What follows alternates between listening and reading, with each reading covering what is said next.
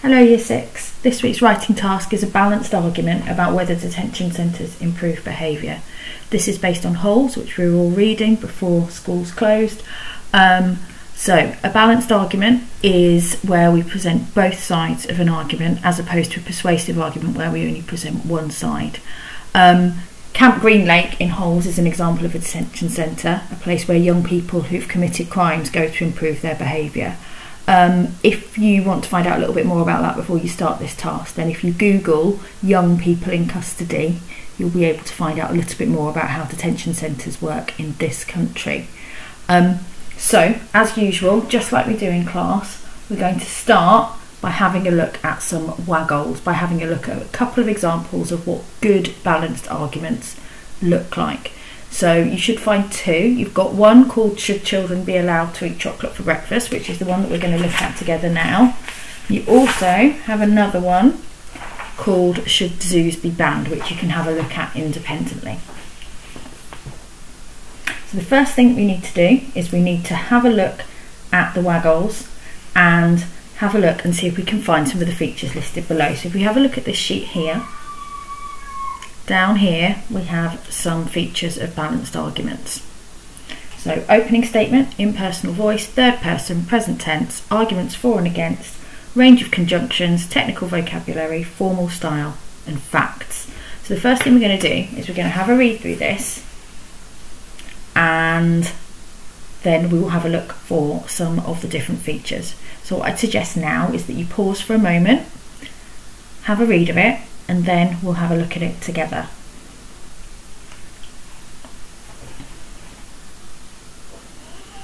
So hopefully now you've read it all through and you've got a good idea of what a balanced argument looks like, what this balanced argument looks like. So we're going to look out for some of those features that we've seen here. So straight away I can see that we've got that opening statement that makes it very clear what this is about.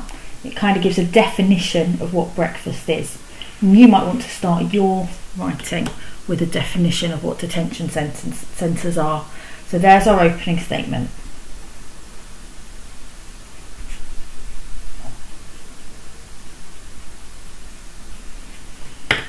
Okay, now, so impersonal voice and third person. Now if you think back to your diving explanation, your diving giraffes explanation that we did right back in September, that will help you to think about that impersonal voice. So that's making sure that we use our third person pronouns, making sure that it's not too personal, not too chatty. So if we have a look at some examples of that now, so we've got things like for children rather than popular choices for us. So there we've got our third person, which is quite impersonal.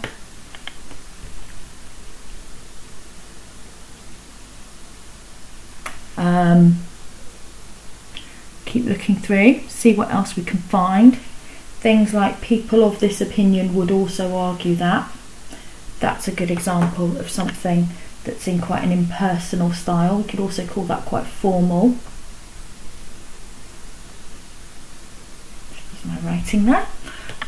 Multiple trips is quite a formal, impersonal way of saying it. Where are we? This could lead to multiple trips. We've got some examples there. Okay. Present tense, really straightforward. It is ludicrous. It is delicious. Items are popular. Should allow you to wake up properly. Got lots of examples of present tense verbs there. Arguments for and against. We've obviously read this through now and you can probably see quite clearly that we have a for paragraph here. In fact we'd call that an against paragraph, wouldn't we? Against eating chocolate for breakfast. And then we've got our for paragraph. So we've got arguments against eating chocolate for breakfast and then we've got our arguments for eating chocolate for breakfast. Conjunctions, we have a range of conjunctions to join our ideas together. On the other hand is a very obvious conjunctive phrase that we've got there to add to this argument. As well as this, we've got lots of examples of conjunctions there. Technical vocabulary. things like nutrients, vitamins and minerals. Let's just label some of these up so we don't forget. Technical vocabulary. Remember, you're making these notes for your purpose, so as long as you understand what you're doing, it doesn't have to be full sentences, it doesn't have to be in loads of detail, as long as you know what you're doing. You might even number these or do a bit of a key if that's easier, and then you can just write the little numbers next to things that you've spotted. What else have we got in terms of formal language? We've got sugar and E numbers. And then we've got that great parenthesis there to explain it, which is always useful to explain your technical vocabulary.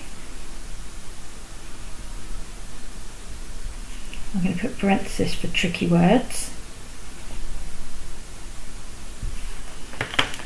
So lots of good examples of technical vocabulary. We've kind of talked about formal style when we talked about impersonal, and then we definitely have some facts in there. Okay, the fact that it contains sugar and E numbers is a fact. The fact that it can cause hyperactivity is a fact. The fact that it contains artificial sugars, colours and preservatives is a fact. So what we've discovered there is that lots of those features are there, and what we can do is in here we can now make a note of some of those things. So we've seen impersonal style,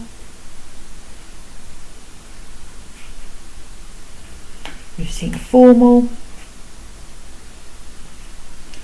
we've seen an opening statement,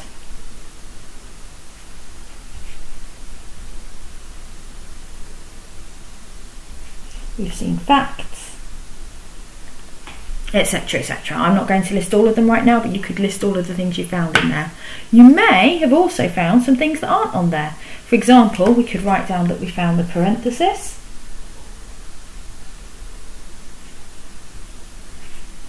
in this case brackets for tricky words,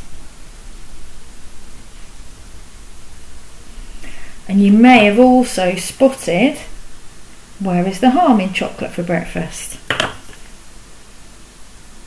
Sorry, you can't see that, can you? There it is. Where is the harm in chocolate for breakfast? Which we would say is a rhetorical question.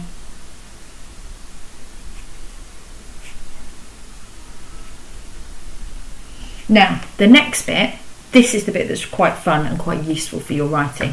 This is where we'd usually be getting your writing journals out, but as you haven't got those at home, we're just going to pop them in this box. So I'm going to take a different colour now. I'm going to take a different coloured highlighter, and all I'm going to do is I'm going to have a look and identify any words or phrases that I think I could actually steal that for my balanced argument about a detention centre. Okay, so it can't be anything about the chocolate, anything about the food. Any words or phrases to do with that aren't going to be useful at all here, but there are bits in here that we could steal, that we could magpie to use in our own writing. So things like, there are many different options, is something that we could have. We could steal a lot of the openers. Having said this, there are arguments for and against. This balanced argument will. In fact, this balanced argument will examine the opinions for both sides. You could magpie that whole phrase. Some people would say that the notion of, one of the main reasons for this is due to, as well as this. If it's already been highlighted, then I'm just going to underline it in the same colour. To add to this, would also agree that this could lead to. All of those are things that I might be able to use. I probably won't use all of them, but it will really help me to have those to refer to. Concentration becomes harder to sustain. I like that, becomes harder to sustain. We could use that when we're talking about behaviour, possibly. Have a knock-on effect. Could hinder is quite a formal structure. On the other hand, in fact, they could argue that there are actually benefits to it, to add to this argument, as long as, sorry, I'm getting carried away again. further to this, most people would admit that. It could be argued that. And then in our conclusion, there's some great things that we can Magpie. Having considered both sides of the argument, there are several reasons as to why children should and should not. Having said this, could be seen to significantly outweigh the benefits. It would seem wise to answer the question with. Now you've got loads and loads on there, and remember you've got a whole other text to analyse in the same way. So what I would do now is just jot down a few of your favourites. You could always refer back to this a bit later when you get onto your writing if you want to, but just for the purposes of this, just jot down maybe 5 of your favourite phrases from this one, and then you can, on the other side you can do 5 of your favourites from the other one. So I'm going to have a look at this, and I'm going to start with this line here. This balanced argument will examine the opinions for both sides. I like the formality. I like the fact it says this balanced argument rather than I.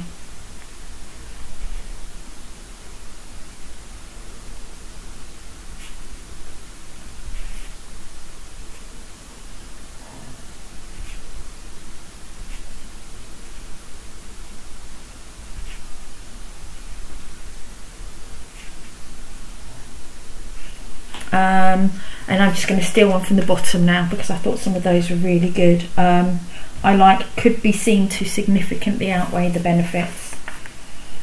So I'm going to put that one.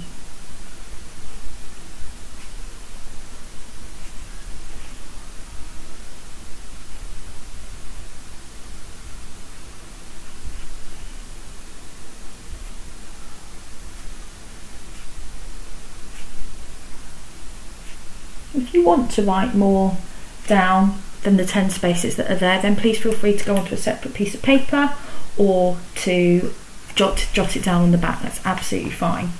So what I would expect you to do now is pause and do exactly what I've shown you to do on there with this one. So maybe 2 colours. First one, go through and see how many of those features you can see again. Can you spot any different ones? Probably won't have much to fill in there based on that one.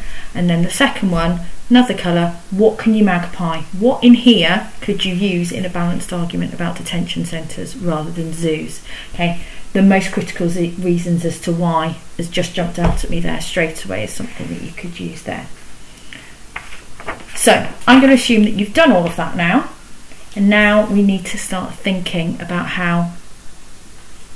what our arguments are, some of our reasons for detention centres improving behaviour and some of our arguments against. Now Mrs. Christian, who came up with this task, has very kindly started us off with something there. So one argument for detention centres might be that there's a clear consequence of bad behaviour.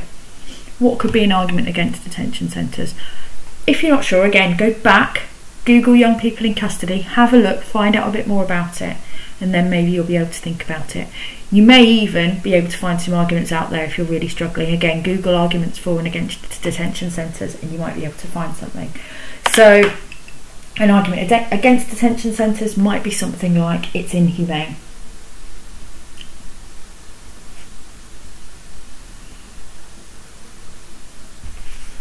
That actually you're detaining people against their will and that these are young people. We might have something about they need to be out in society learning how to behave. Arguments for detention centres improving behaviour, there's a clear consequence. Quite often they will learn social skills. People will learn social skills in these kinds of places. They will learn how to help in the community.